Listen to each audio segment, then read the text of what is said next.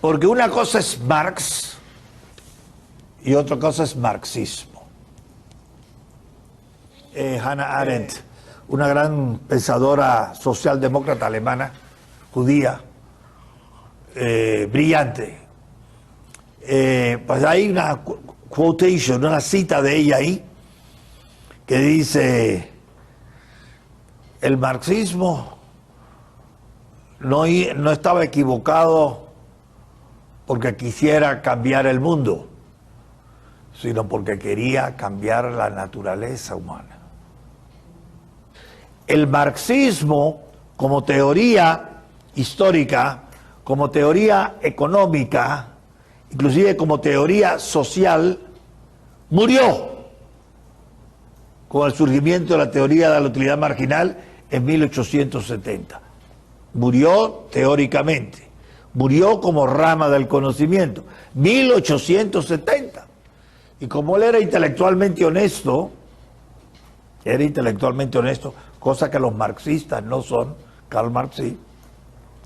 Entonces, él había publicado en 1867 lo que él creía que iba a ser la obra, el opus magnum, la obra definitiva del marxismo para todos los tiempos, Das Kapital, el Capital, un análisis del capital. Ya también trataré de decir por qué eso para él era importante. Publicó el primer volumen en 1867. 3 años después surge el concepto de utilidad marginal por estos diferentes autores que acabo de mencionar.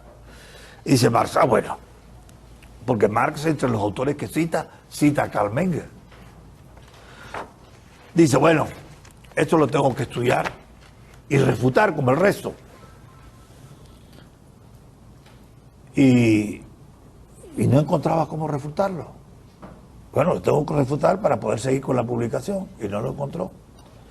Murió en 1883, 13 años después del descubrimiento del principio de utilidad marginal, y no lo había podido refutar.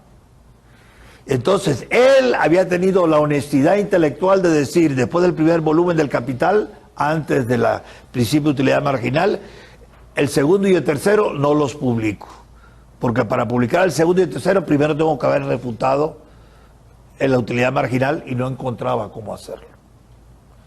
Entonces, ¿quién publicó el segundo y tercer volumen del Capital después? Su íntimo amigo Federico Engels, que además lo mantuvo mucho tiempo económicamente.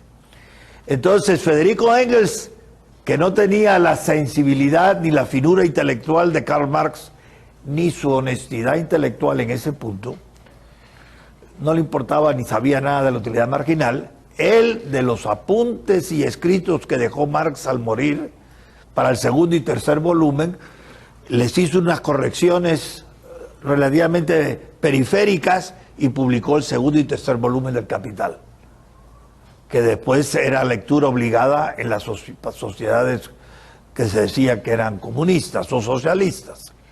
El pensamiento de Marx, hasta cierto punto, no muy grande, no muy alto, hasta cierto punto, es un pensamiento que se puede presentar en una universidad académico, con otros pensamientos, no como el único válido. Pero hasta cierto punto nada más.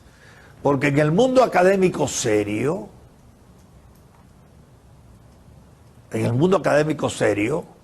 el marxismo nunca fue una visión que atrajera a los más inteligentes y preparados, sino todo lo contrario. Fue siempre una visión propia de profesores jóvenes y minoritarios.